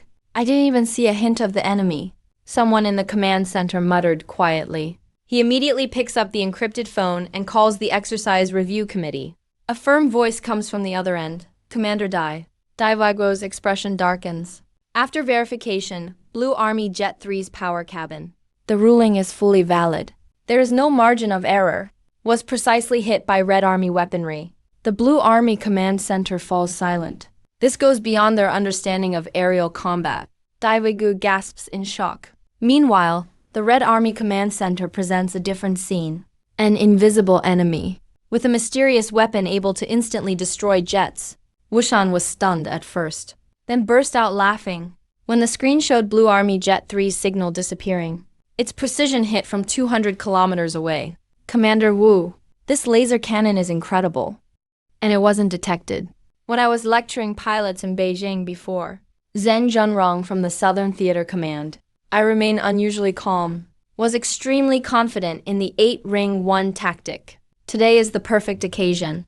Was extremely confident in the 8-ring-1 tactic. Today is the perfect occasion.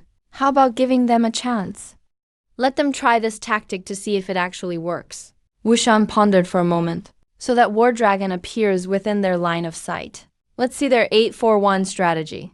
Can they do anything to War Dragon? I gently tap my fingertip on the control panel. The command instantly reaches War Dragon soaring 10,000 meters above. War Dragon's engines roar at full power, transforming into a streak of silver light, breaking the sound barrier in an instant, appearing right in front of the Blue Army's formation. One report spotting enemy aircraft. Zheng Junrong is the first to see this uniquely shaped fighter. Radar still has no response. It's as if it appeared out of thin air. Inside the Blue Army command post, Dai Weigu looks increasingly grim. So it turns out, this mysterious fighter is the Red Army's secret weapon. Visual targeting. Permission to open fire. Free attack. 3 J-82 jets launch a direct assault. 3 place to 8 dogfight missiles with white smoke trails charge straight at War Dragon. The next second, all the Blue Army pilots are dumbfounded. War Dragon tilts its airframe slightly, pulls an impossibly tight turn that defies physics, dodges like a butterfly weaving through flowers. The first missile sprays faint blue exhaust from its tail, easily shakes off the second missile. When the last missile is about to hit, War Dragon suddenly comes to a standstill midair. The missile whistles past, brushing against the fuselage. All dodged. Zheng Junrong is stunned. He bites his lip and hits the missile launch button. One more place missile fires off, heading right for War Dragon's rear blind spot. As the missile closes to less than 100 meters from War Dragon, the missile suddenly explodes in midair with a thunderous blast. No collision, no stealth trigger, as if it hit an invisible energy wall. Zheng Junrong stares intensely at War Dragon, finally catching a trace of anomaly. Under the sunlight, there seems to be a fleeting glint on War Dragon's side. He shouts, "I saw it!" There's a reflective spot on the opposing aircraft. It should be the cannon muzzle, but it hasn't fired anything. How did it intercept the missile? No one in the Blue Army command post can answer him. Dai Weigu frowns deeply. You can see the enemy aircraft with the naked eye, but the radar can't pick up missiles being inexplicably intercepted midair. Report to the chief commander. All radars are still blank. The opposing side's stealth capabilities are way beyond our detection range. Zheng Junrong's voice comes through again. Report to command. We can't see the enemy's attacks. We can't evade their interception. If this goes on, we'll just be sitting ducks. Request permission to execute the 8-for-1 tactic. The Blue Army command is suddenly silent. 8 for 1. It means sacrificing at least 7 pilots and 7 jets. Using flesh and blood to bridge the gap in technology. Daewegu looks grim, even though it's just a drill. But now, except for this, there's truly no other way to counter this unbelievably powerful enemy jet. All teams coordinate to execute the 8 for 1 tactic. One leads 7 J-82 jets to form a bait squadron. Missiles are launched manually in waves. 10 piloting a Su-27 stays hidden 5 kilometers behind the squadron. Wait until the enemy jet runs out of missiles. Then launch an R-27 missile attack immediately. 7 J-8, I activate their afterburners simultaneously. Engines roar ferociously, like 7 fire dragons charging at War Dragon. Zheng Junrong leads the charge with his jet, deliberately slowing down. He wants to draw War Dragon's attention. War Dragon still holds a calm posture. The laser cannon muzzle rotates slightly. Now's the moment. Zheng Junrong presses the cannon fire button. A volley of shells howls out. The other JA-8 eyes open fire as well. Intense firepower pours toward War Dragon. War Dragon dodges nimbly. Its airframe weaves among the barrage. Occasionally, a light tap with the laser cannon. And a J-8I is designated as destroyed. 2 is shot down. 4 is shot down. One announcement after another comes in. Each one hits the Blue Army like a heavy hammer. In just 3 minutes, 5 J-82 jets are ruled destroyed. Only Zheng Junrong remains in the sky, with 001 and the concealed 010 behind. Report to command. Enemy jet should be out of all 8 missiles. Daewegu shakes his head. His intuition tells him it's not that simple. Don't let your guard down. One, keep drawing fire. Zheng Junrong's breathing is already a bit rapid. 10, 7 bait jets. Only I'm left. The enemy's attack weapons should be exhausted. I'll take on his final blow. Now it's all up to you. He dives toward War Dragon for the final attack. His jet is deliberately exposed in the most prominent spot. War Dragon does exactly as hoped. The laser muzzle flashes. Blue Army 001 jet is shot down. The Blue Army is stunned again. Even with a full load of 8 missiles, they should have all been used up defending and attacking just now. So how is there still more? But Zheng Junrong can only leave the drill, feeling regret. The Blue Army has no way out. Daewegu immediately gives orders. 10. Now's the time. Attack with the remaining Su-27. I'm at War Dragon. An R-27 medium-range missile streaks forward with thunderous momentum. Make sure you hit. Everyone in the Blue Army command holds their breath. 8 for 1. A tactic carrying the Dragon Nation's air forces. Tragic resolve and helplessness is about to be tested for its effectiveness. As the missile is about to hit, War Dragon suddenly stops dead in midair. The next second, the R-27 detonates midair with a thunderous blast. Fragments scatter everywhere. Immediately, War Dragon's laser cannon gathers energy. Blue Army 01 is shot down. The 841 tactic ends in failure. Impossible! Daewegu slams his fist on the table. The enemy's 8 missiles should be all used up.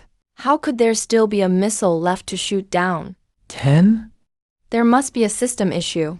Military exercise observation area. The 611 Institute team watches the exercise footage coming in. Already shocked and speechless, Director Hu Heilin's eyes go wide. This is absolutely incredible. Stealth capabilities, super maneuverability, weapon systems. All top tier. He turns to look at Director Zhang Guoqiang of Institute 601, Old Zhang. This jet was developed by your team. You really kept it under wraps. Zhang Guoqiang grins mysteriously. Not so fast. Wait until the exercise ends and you'll find out. The sharp sword drill concludes with the Red Army's victory. Red Army Chief Commander Wu Sham brings Special Advisor Li Yuntz to the observation area. Military leadership. Core personnel from various research institutes. Exercise judging panel gathers together. Everyone turns to look at me. Military leaders. The Dongliang's gaze is sharp. He steps forward proactively. Firmly shakes my hand, young man. You've done a remarkable job. War Dragon's performance is truly a national treasure. I stand tall, sir, that's too generous. Forging swords for the country is my duty. Suddenly, urgent footsteps echo at the entrance to the observation area. Blue Army Chief Commander Daewegu. arrives with Zheng Junrong and a team of pilots, walking briskly over. Aggressive. Dai Weigu walked straight up to the Dongliang. Chief, I don't accept it. The Red Army's jets cheated. The observation area instantly fell silent. The Dongliang's expression remained unchanged. Commander Dai, the exercise rules are right there. The system made the determination. The panel of judges monitored everything in real time. The Red Army jets did launch effective attacks. There's nothing wrong with the result. Dai Weigu was clearly agitated. Our pilots never saw the Red Army jets fire a single missile. Couldn't pick them up on radar. Couldn't see them with the naked eye. 20 jets were wiped out just like that. How is that an effective attack? Each jet can only carry so much ammo. A full load of conventional missiles is about 8 at most. But somehow, one jet took out 20 others. If that's not cheating, what is? Wu Shan took a step forward. Old Dai, who told you our jets were using missiles? Dai Weigu was stunned. If not missiles, then what? Wu Shan turned sideways. Make some space. I'm stepping forward. My eyes calmly scanned the skeptical Blue Army crowd. The Zhanlong isn't armed with traditional missiles. It's equipped with high power. Laser weapons 1 megawatt output. Effective range of over 200 kilometers. Maximum margin of error is under 0.1 meters. Dai Weigu sneered twice. Young man, you should know when to stop bragging. The military spent billions of dollars. And yet laser weapons are still just experimental. You say you've built one, just like that? That's pure fantasy. He turned to the Dongliang. Chief, the talk is cheap. I request a live demonstration. The Dongliang pondered for a moment. He nodded. Arrange for a decommissioned warship right away as the target. Tow the ship 200 kilometers offshore and broadcast the whole thing. Half an hour later, a rusty decommissioned frigate was moved to the designated area by tugboats. The Zhanlong took off again. Several camera-equipped broadcast planes took off simultaneously. I stood at the control console. My fingertip gently pressed the launch button. The laser cannon fired at full power. On the screen, the Zhanlong's blue mirrored cannon muzzle on the side suddenly flashed a blinding blue light. The laser beam ripped through the air, cutting a line across the sea that was invisible to the naked eye. It hit the frigate 200 kilometers away with pinpoint accuracy. The image on the big screen shook violently the next moment. The frigate's deck was instantly pierced by the laser. Flames from the intense heat burst out from the breach. Cracks spread spiderweb-like from the center of the damage. They spread rapidly. In a matter of seconds, the thousands-ton frigate was completely penetrated. Seawater flooded in fast. The ship started to tilt. It finally capsized. The audience was as silent as death. Dai Weiguo's face froze. His pupils shrank suddenly. His mouth dropped open. But no sound came out. Zheng Junrong and the others stood there in shock. All the earlier frustration and doubt had now turned into pure awe. What they were up against wasn't even on the same technological level. It was a generational gap, a crushing advantage. Wu Shan walked up to Dai Weigu. Old Dai, this was just an exercise. We held back. If this was an actual battle, in the first half hour, your 20 jets would all be gone. We were giving you a break. We just didn't want you to look too bad. And yet, look at you. Even coming to demand answers. Dai Weiguo's face instantly turned red. He took a deep breath and saluted me. Mr. Li, I was wrong. It's me, limited in my view. I offer my sincerest apologies for underestimating you and Dragon Nation's military technology. Pilots like Zheng Junrong also snapped to attention. They saluted me. I smiled at Zheng Junrong. Captain Zheng, it's not necessary now. You ate for one. It'll be even less necessary in the future. Everyone was still in awe of the laser cannon. Groups were discussing War Dragon's incredible performance. I was still at the control panel, preparing to bring War Dragon back. The next second, I frowned deeply. Something's wrong, Wu Shanhai. He was the first to step forward. The screen showed coordinates for the military exercise airspace, as well as a faint but clear red dot flickering. It was eerily flying in the eastern Yellow Sea airspace, less than 100 kilometers from the exercise's core area. Mr. Li, what's wrong? I tapped my finger on that red dot. War Dragon's quantum radar detected an unknown aircraft.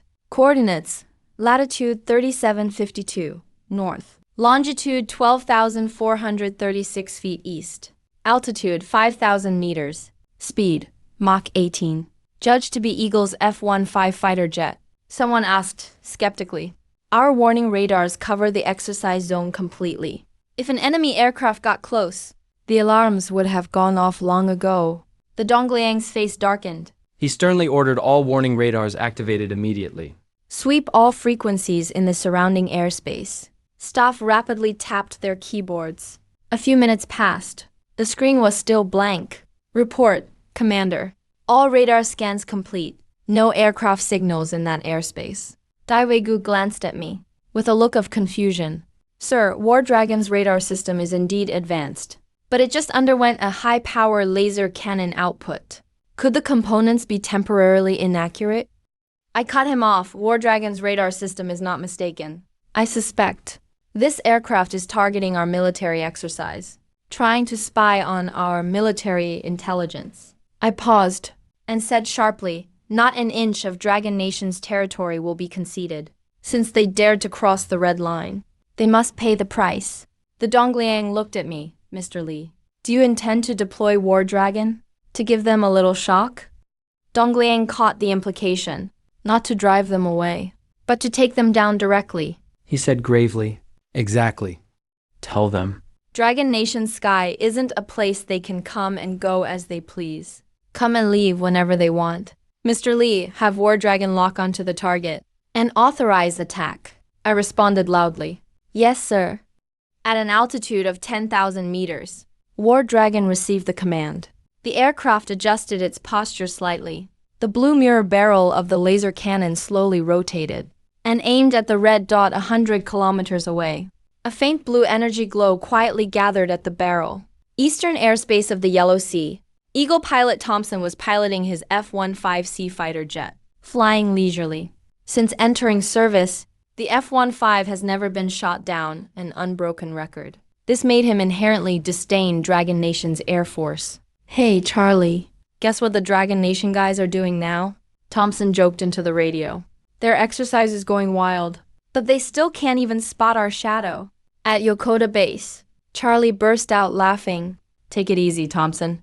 Don't get too reckless.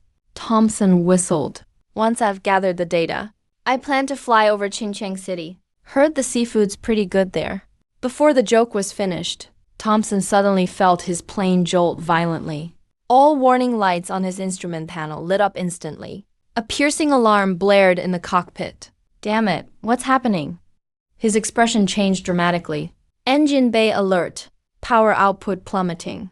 He frantically pulled the joystick. But the X-15 competition jet was like a kite with a broken string. Its nose pointed straight down in a dive. Charlie, I've been interfered with. Thompson shouted into the radio. Who interfered with you? There's nothing on radar. No interference trace. No aircraft signal. Are you sure it's not an aircraft malfunction? Thompson watched his altitude plummet. It's not a malfunction. The engine bay is definitely being jammed. I'm going to eject. He pulled the ejection seat lever hard. Bang! The cockpit canopy popped open. Thompson was ejected out of the cockpit. He looked down at his uncontrollably crashing X-15 competition jet. Even now he couldn't figure out what kind of device could breach all defenses, evade every radar, and silently jam his competition jet.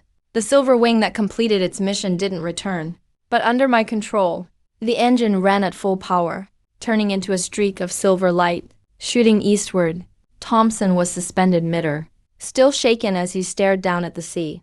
The X-15 competition jet plunged into the sea, throwing up a splash of white waves. Suddenly, from the corner of his eye, he caught a glimpse in the distant clouds. A streak of light flashed by. Its speed was astonishing. A chill crawled up his spine. Was that the thing that just jammed his competition jet? Could it really be that? What on earth is it? The race base? Charlie heard Thompson's cry and immediately asked, "What did you see? Was it a jammer or an aircraft?" I don't know. It was too fast. All I saw was a small dot, flying right overhead, heading toward the east coast. You guys, quick scan that direction with radar. Charlie shouted at the operators. Turn all radars to full power. Operators got to work. A few minutes later, An operator shook their head helplessly. Sir, all radar scans are complete. No suspicious targets found? Charlie frowned. Thompson, are you sure you saw a real target? Maybe the impact while ejecting affected your vision. Thompson, floating on the sea, was nearly jumping with frustration. I've been flying for 15 years. I can tell the difference between clouds reflecting light and birds. That was definitely an aircraft. It was faster than our X-15. How could our radar not pick it up? No problem. Charlie's voice was raised too. All equipment is at peak performance. If there really was something like you said, it's impossible to have zero feedback. The surrounding staff murmured quietly. Maybe he just went through a crash. Too mentally stressed. Yeah, how could there be something completely invisible and able to fly at absurd speeds? Unless it's an alien spaceship. Thompson, soaked in seawater, listening to doubts over the radio, felt a wave of despair wash over him. But after Charlie hung up from the command center, his expression was serious. He immediately organized all the data on Thompson's crash. To be delivered to Director Wilson's office within 5 minutes. The myth of the F-15C never being shot down was shattered today. 5 minutes later, Commander Wilson of the British forces stationed in the island nation was furious. The power module was damaged by an unknown attack. Do you even know what you're talking about? No one can shoot down an F-15, Charlie said. Commander, sir, all radar tracking data shows there were no abnormal signals in that airspace during the incident. Wilson let out a cold sneer. The X-band radar we deployed in the island nation claims it can lock onto ballistic missiles thousands of kilometers away. And now you're telling me it can't even detect a single aircraft. But he quickly calmed down. Relay my orders. Deploy 2 destroyers and 3 salvage ships from the 7th Fleet. Head to the crash site immediately. Recover the wreckage at all costs. Second, activate all radar stations at every garrison base in the island nation. All sea-based, land-based, and air-based radars at full capacity. Full power covering the entire Western Pacific airspace. I want to know exactly what shot down the F-15. Within half an hour, the U.S. military presence in the island nation was fully mobilized. The X-band sea-based radar station in Tokyo Bay. The operator stared intently at the screen. The AWACS at Okinawa Base took off. The land-based radar station in northern Honshu, power cranked up to max. But all the radar screens remained completely blank and silent. Wilson raised his hand to rub his throbbing temples. All radar equipment underwent triple self-checks, and parameters were completely normal. Commander, the detection accuracy of the X-band radar can distinguish fishing boats 100 kilometers away. There's absolutely no way it could miss a fighter jet. Wilson gazed at the hazy gray sky in the distance. He mumbled to himself. Could Thompson really have been hallucinating? Meanwhile, the war drone that the U.S. forces couldn't locate was silently gliding over Tokyo. 10 kilometers up in the sky, the war drone slipped silently between the clouds. Its smart stealth layer automatically adjusted its material properties, absorbing radar waves across all frequencies. It slipped right through the U.S. military's all-encompassing radar net. It had truly become a ghost. An unmanned intelligence system guided the war drone past Tokyo Tower, past Mount Fuji, past the mountains and rivers of Honshu, quickly flying over the easternmost tip of Honshu, and then turned back toward Dragon Country. All the radar stations the U.S. deployed in the island nation, their screens remained completely blank. On the big screen in the observation area, the war drone's flight path was displayed in real time.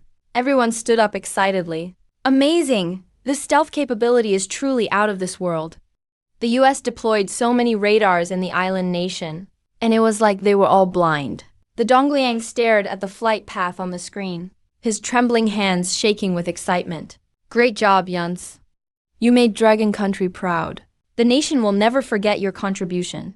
I smiled, my eyes filled with youthful drive and patriotism. You're too kind, sir. Building the sword for our country is my duty. The Dongliang nodded emphatically. He turned to the staff officer beside him and gave the order. Launch immediately. I need to return to the capital to report in detail to the military. Mass produce the war drone as soon as possible. I stood in the observation area, watching the war drone's route on the screen. I opened the system panel. and my tech points were still increasing. Drone project starts mass production of stealth coating. The War Dragon fighter crushed 16 jets during the military exercise. The laser cannon sank the target ship from 200 kilometers away. The F-15 was shot down. Eagle's radar network became a blind sword. The exercise ended. I hid in the corner, opened the system panel. My pupils suddenly dilated. Exercise reward 1,000 tech points. F-15 shoot-down reward 10,000 tech points. Strike against foreign forces. Sure enough, this is the fastest way to earn points. A voice came from behind. Mr. Lee, I'm Hu Halen from Unit 601. We want to invite you to give a lecture. I agreed. The third generation J-10 fighter needs to be upgraded to a fifth generation. That night, a brightly lit meeting room in Beijing. All core members of China's top leadership were present. The Dongliang reported on War Dragon's performance during the exercise. When outnumbered 2-1, laser cannon sank the target ship from 200 kilometers away. Shot down the F-15 across island country airspace. Detected by no radar whatsoever. The meeting room briefly fell silent. Then a core member spoke up. War Dragon mass production. Can't afford to wait. We've waited too long. And tolerated too much. It's time for the world to see. Dragon Country's sword is now magical. Orders were issued overnight. Top research units like Space Institute 601 and Aerospace Academy 2 simultaneously entered wartime status. Guarantee test jets fly within 1 year. But for the pilots of the Northern Theater, no one could smile. Wang Yang stared blankly at the fighter runway. The emergence of War Dragon means fighters no longer need pilots and can accomplish tactical maneuvers that a lifetime's efforts could never achieve. That afternoon, he asked the unit for leave, headed straight to Qingcheng. Qiguang hardware store. Wind chimes jingled. I looked up and saw the travel-worn Wang Wang. Paused for a moment. Mr. Lee, War Dragon is so formidable. Does it mean future air combat? Won't need us pilots anymore. I poured him a glass of water. Saw the worry between his brows. Brother Wang, 6th generation jets are the future. But 3rd, 4th, and 5th generation jets are mainstream right now. Dragon Country's defense can't rely on just 1 or 2 top-end fighters. We need a systemized equipment layout. And besides, we've built these 3rd and 4th generation jets. We don't necessarily have to use them ourselves. Wang Yang was stunned. If we don't use them, what's the point? Sell them abroad. Eagle and Bear make a fortune every year selling fighters. We can sell to the Middle East, Africa, Southeast Asia. Lots of countries would want them. Earn money and reinvest in military R&D. Wang Yang opened his mouth. He understood the reasoning, but it still felt awkward. He picked up his glass, drank it all in one gulp, turned and walked out of the hardware store. I watched his back, let out a soft sigh. Progress in defense is always built on countless people's regrets. Lost in thought. Phone vibrated. It was a call from my mother, Wu Shuli. Xiaoxi, come to the store right away. Du Shaowan is here with bags of gifts. She refuses to leave. Insists she has to see you. My expression darkened. She complained I was a loser when we broke up. Now seeing I've made something of myself, she can't wait to cozy up again. The convenience store is just next door. I saw Du Shaowan sitting on a little stool at the door from afar, with milk and fruit piled in front of her. When she saw me, her eyes lit up. Her face wore a flattering smile. Jans, let's have a real talk, okay? I was wrong before. Can you forgive me? I sneered at Du Shaowan. Did you forget what you said before? You said I was wasting my life on the hardware store. That I never amount to anything. Now you're pretending to be pitiful. Do you really want me? Or just what I can give you now? Her eyes reddened instantly. Lindsay, I truly want us to get back together. The first thing I did after making it was cut ties with the person I cared about. You. You're the one who chased money over love. Even if I stay single forever, I'll never pick you. Wu Shuli pulled Su Yixuan over. Du Shaowan, look carefully. This is Su Yixuan, Yans's girlfriend. Time to go. Su Yixuan was startled. Her ears turned red. But she didn't retort. Du Shaowan stared at Su Yixuan. Her elegant looks, her calm demeanor, in every way outclassed herself. She didn't have the face to keep pestering. Grabbed the gifts and slunk away. Wu Shuli took Su Yixuan's hand, full of apology. Yixuan, Auntie was just speaking nonsense. Don't take it to heart. Su Yixuan shed her usual coolness. Her smile was gentle. Auntie, I understand. It's all right. Li Yan stood nearby, taking in Su Yixuan's every subtle reaction. Sure enough, this ice queen has started to thaw. Our eyes met. He quickly looked away, but the blush on his ears deepened. After lunch, I returned to the hardware store. A military green off-road vehicle parked outside. Shan, in sharp uniform, pulled a gold-edged letter of appointment from his briefcase. Mr. Li, after organizational review, you are officially appointed War Dragon Project Chief Engineer. The letter's cover bore a bright red military insignia. The words War Dragon Project Chief Engineer stood out sharply. I accepted the letter. A weighty sense of responsibility flooded in. Wushan continued, saying, Beijing, we've already built you a dedicated lab. If your parents want to move their store to Beijing, we'll arrange it immediately. About your sister, the organization has it covered. She's admitted directly to grad school at National Defense University. I was completely stunned. The organization thought of everything. Warmth filled my heart. Wushan seemed to remember something. Joked with a smile. All right. Mr. Li, I heard you're still single. My daughter is your age. Once you're in Beijing, I'll introduce you to. Those words reached Su Yixuan's ears. He felt a strange emotion arise. Like a tiny string was lightly plucked inside. He glanced at me unconsciously, his gaze a little more flustered than he noticed. After Wushan left, only the two of us remained in the store. I saw him distracted. I smiled and said, soon. We'll leave Qingcheng. You've been with me this whole time. You haven't gone home, right? Go back. Visit uncle and aunt. Su Yixuan came to himself, immediately shook his head. No, my mission is to protect you. I pointed to the temporary national security office next door. But old son and the others are here too. I'm giving you time off. That's an order. Then I smiled again. When we're in Beijing, teach me a bit of martial arts. I can't always rely on your protection. Su Yixuan saw the smile in my eyes, but his clear eyes frosted over. Congratulations. Chief Li, you're about to become Commander Wu's son-in-law. Countless people dream of that. I intentionally played along. Thanks for your concern, Comrade Su. That light remark immediately touched a nerve. He glared at me, but couldn't find a reason to get angry, just clenched his fists. His cheeks flushed in anger. That night I went home. Over dinner, I explained I was heading to Beijing. Wu Shuli's eyes reddened. She held my hand. Zhao Siyi.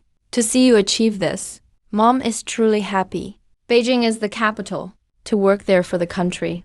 Our Li family's ancestors must be rejoicing up there. Li Yishui picked up his enamel mug, sipped strong tea, waved his hand leisurely. Your mom and I won't go. Once you're in Beijing, just do your job well. Don't try to be clever. And don't fail to deserve their trust. Wu Shuli kept reminding her son. Suddenly sighed. But once you go to Beijing, you'll be far from Yixuan. Such a wonderful girl.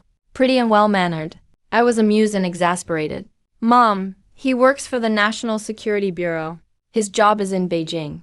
It's not like we're really separated. Wu Shuli's eyes widened. She slapped her thigh and started laughing. That's great then.